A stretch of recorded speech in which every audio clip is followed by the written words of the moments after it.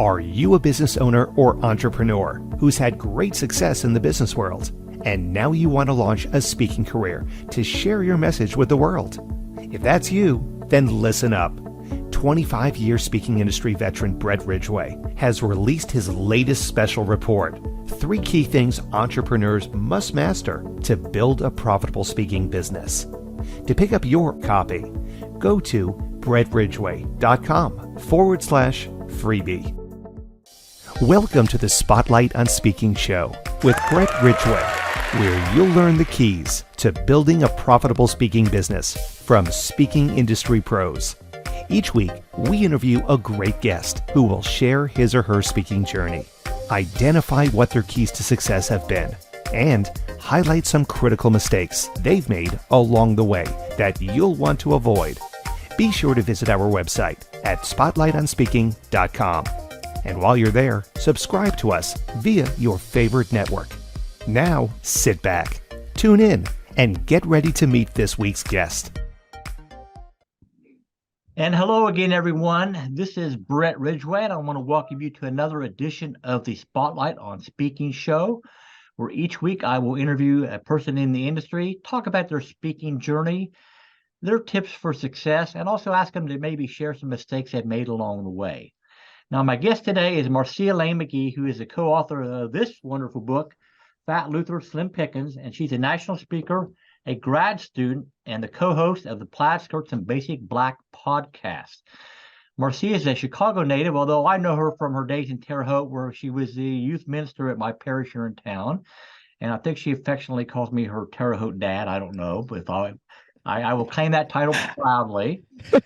But Marcia refuses to pull any punches, doesn't easily give in to can't, and has a close and complicated relationship with feedback, and believes no is the love word.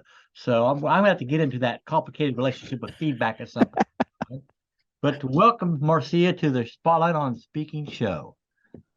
Thank you so much for having me, Brett. And yes, you are my Terre Haute dad. Don't let anybody tell you differently.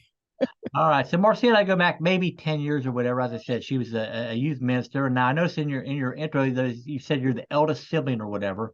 I can't actually claim that because I have a twin sister who's 3 minutes older than me. So I got beat out for the eldest sibling or whatever, but that's okay. It is what it is. So let's talk a little bit first, Marcia, about your journey as a speaker. I mean, you mentioned that in your intro that you're a grad student now, which kind of proves that, it's never too late to change gears and pursue a different path and all that, which you're doing right now, and which I'm doing myself right now to some extent. So how'd you get involved in the speaking industry, and what's your niche? What do you speak about typically?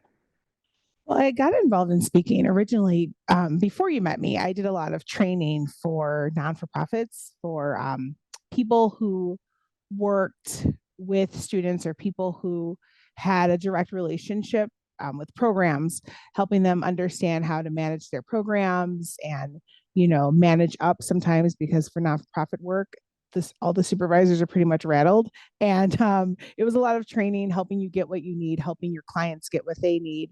And that's kind of how I started in my speaking. And then when I moved into youth ministry, there was a lot of presenting. As you know, on Sunday nights, I would have to present our lesson and things like that. And then I got involved on an archdiocesan level where I did a little bit more presenting, and the speaking kind of came naturally.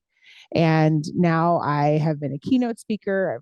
I've been speaking at national conferences, and it's just kind of taken off. And what is the niche or topic that you typically speak about on these national conferences as a keynoter? Well, lately, when I'm speaking at national conferences, they're a lot to do with youth ministry. So I kind of talk about relational issues, how to relate to youth. When I'm talking with youth, I talk about how they can manage their environments. That is a huge one right now. I do a lot of diversity, equity, and inclusion talking. That is my niche right now, because a lot of people want to learn more about that. And then there have been times where I talk to people who work with youth directly, and that is how to set boundaries for themselves and to have self-care and to give them self-rest. So it depends on what group I'm talking about and what my little corner, the speaking world. So you've been doing this speaking longer than I was even aware of, Marcia. So based on your experience, and you play in different worlds, and most of the folks I talk with play in because they're typically platform sellers and are doing it at events. But from your experience, what do you think the three biggest keys to success for building a speaking career are? And you come at it at a different perspective than the folks I typically talk with. So I'm definitely interested in hearing your perception of the issue. Well, one of the biggest things that I feel has lend itself to my success in speaking was being honest about what I can do and what I can speak about. Just because someone thinks that you'll be a good person to speak about this does not mean that you're the expert. So understanding your limitations, that's huge, right? Because you can be out of your depth if you're like, oh yeah, I'll totally speak about that because I read this one book that one time, and then you can't do follow up, right? Or the research isn't your own, or the experience isn't your own. So be honest with yourself about what you can and can't do, and it's okay to say not at this time. Another thing that has lent myself to my success is being confident in what I can do. Not selling myself short, not telling myself, oh, I don't think I can do that when you know that you can. Um, Speakers are sellers, right? And if you if you sell yourself short, you're not gonna have success, or you're not gonna have gigs. Like, you are persuading people. You're not like, you're persuading people to see your way of things, or you're explaining, your situation, or expressing your life story in any way. But if you sell yourself short, you won't sell anything. And you are your biggest commodity when you're speaking. Your experience, your presence, all of it. And then another way to be successful is to rest. Don't take on too much. Like, it might seem like, oh, this, I don't have this opportunity, I won't have this opportunity again. If you have the opportunity once, you'll have it again. If people are seeing who you are and what you have to offer, it'll be offered to you again. Just know when it's time to rest. Like I said, no is a love word. Whether you're saying no to someone because you're loving yourself, or you're saying no to yourself because you know what's best for you. So how do you decide, Marcia, if a stage is the right stage for Marcia to be on? Well, I look at the target audience, right?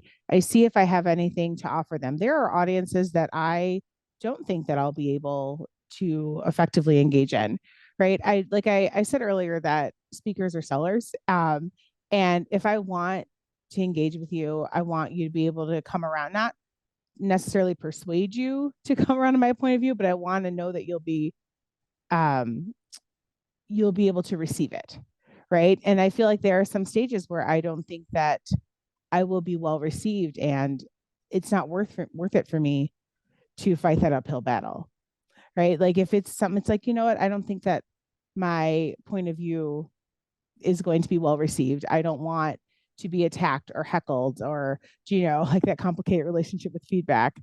I don't think that'll be good for my mental well-being, to be on a stage where people are against me, that I'm not going to be on that stage. I have been asked to, speak to a group before, that was like, well, they approached me as, well, we just want you to share your point of view about why, like, some of my political beliefs, about why I think this is different, and we would like you to come and talk to us. And I didn't feel very comfortable. I didn't feel that it would be a safe space for me to share, my thoughts, my views, my experiences, when I was told off the bat, well, a lot of people, these people don't agree. Maybe you should, come and tell them why they should agree with you. And I was like, no, thank you.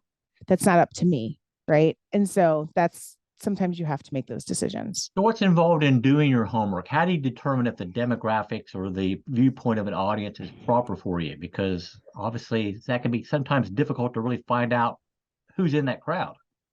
Right. So if it's an organization that's sponsoring it, and they're saying, oh, we're from uh like from any whatever, like the women of Montana, and I'd be like, oh great, women of Montana, let me look you up, right? Let me go to your website, let me see what else you've been doing, let me see who's running your organization. I have a group of friends who are also speakers, and we have a little group chat, and I'll just message them and say, hey, has anyone ever spoken to the Women of Montana? Do you guys know what they're about? And then some people will be like, oh yeah, I spoke for them last year. They're really great and they serve a great lunch. Or some people will say, you know what, I would do a little bit more digging or look into what else they're about because my last experience with them wasn't so great. And so I have that network of people that can help me. So, since you're primarily a keynote speaker, how do you measure the success of a talk in your world, Marcia? Well, for me is I can't measure that by how well I was received because I really don't feel that a success in a talk is like whether or not everyone loved me. I was like, did a few people get something out of it? I have to know, was I honest? Did I convey my message? Did I feel good about that? And that's how I feel like if a talk went well because they can't say, oh yeah, the crowd was super engaged. I really don't know that, right? If you're giving a keynote, you're on stage, there's lights, there's all these things happening, and you're like, I did my thing. I don't know how well it was received because success can be so many different ways. Some people will find themselves, oh, I was super successful. I didn't flub any lines. I was super successful. I got a standing ovation. Those are two different gauges of success for a talk. So I have to know, was I prepared? What did I get my point across? Was I calm? Was I truthful? And then everything else will come. And also the things that come after, right? You won't know if your talk is successful until sometimes 2 weeks after when you get an email in your inbox and someone's telling you, hey, I really loved everything you had to say. And this is what I've implemented in my life. And you're like, wow, that was really great to know. Thank you so much. So Yeah. you don't know. So, who do you consider your ideal target audience to be then? Who do you most like to speak to? What type of organizations or age groups or whatever it may be?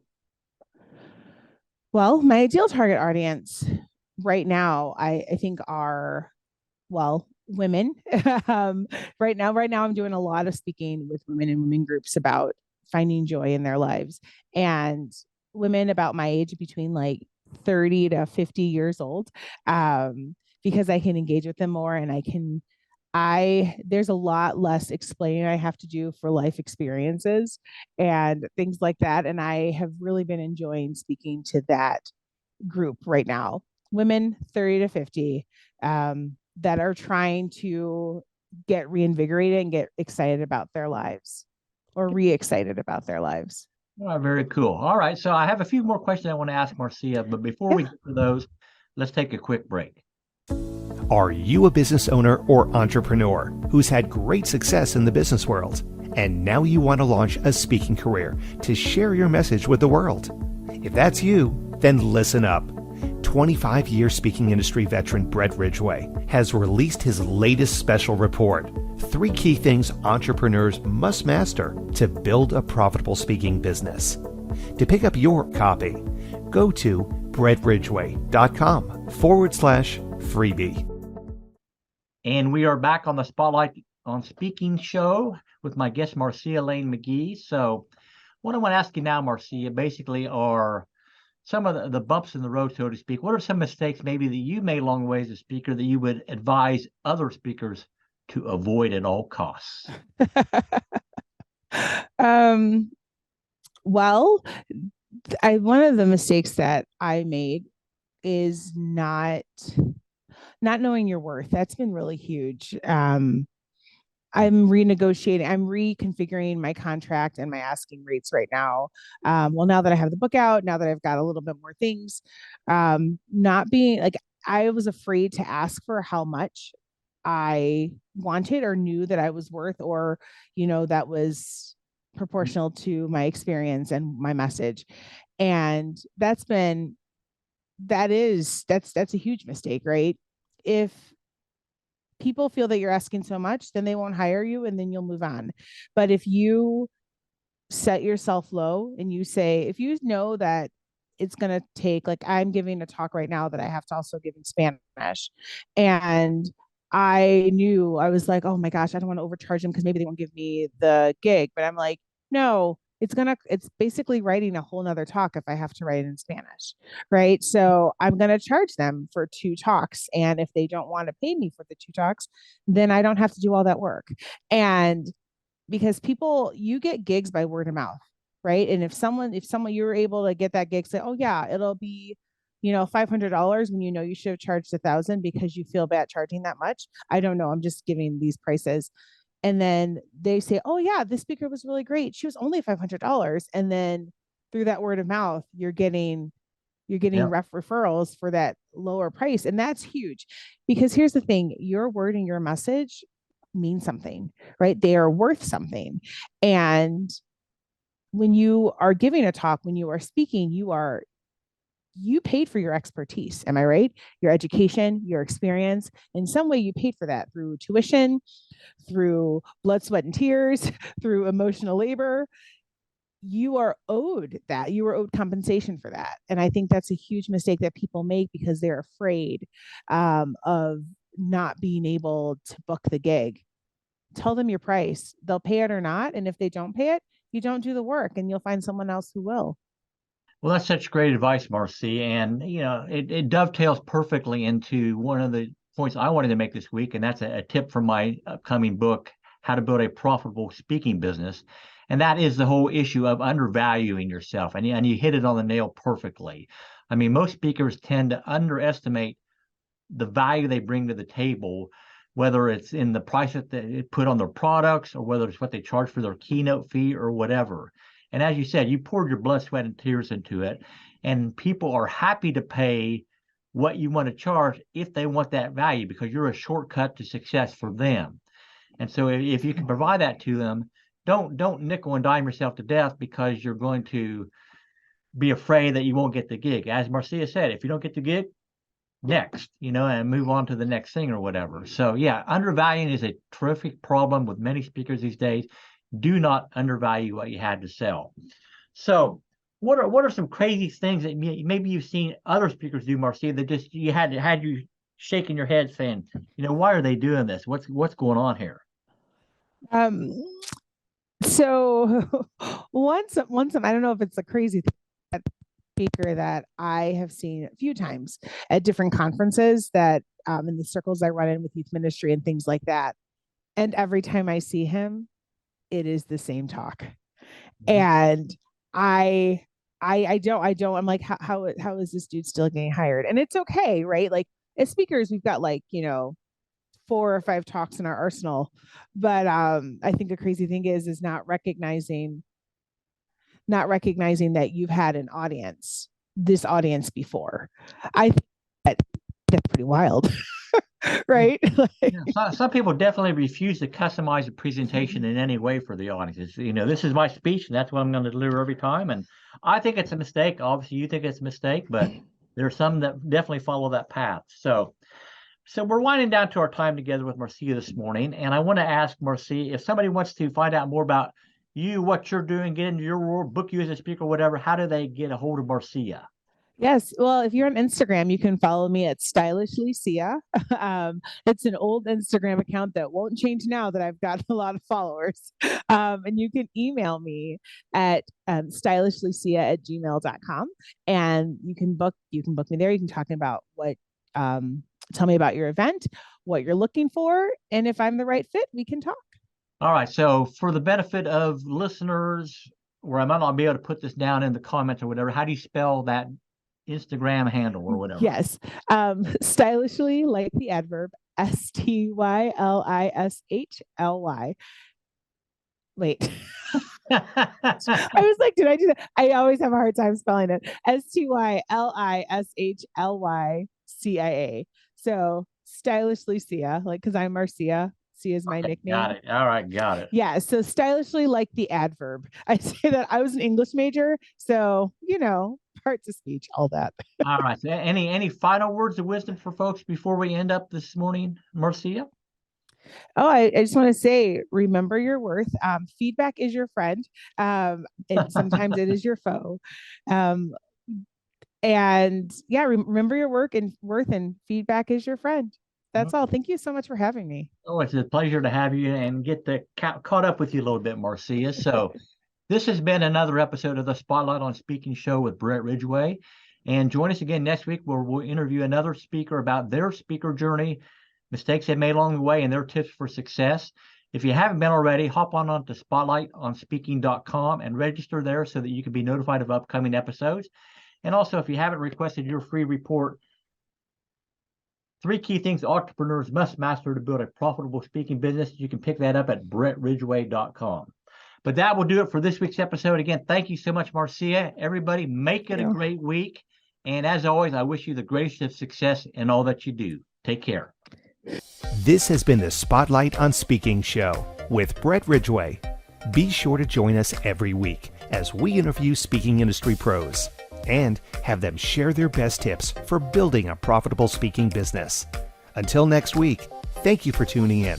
And remember to visit our website at spotlightonspeaking.com so you can enjoy even more great episodes like this one. While you're here, be sure to subscribe via your favorite network. We look forward to seeing you next time on the Spotlight on Speaking show. Until then, our sincere best wishes to you for the greatest of success as you work to build your own profitable speaking business.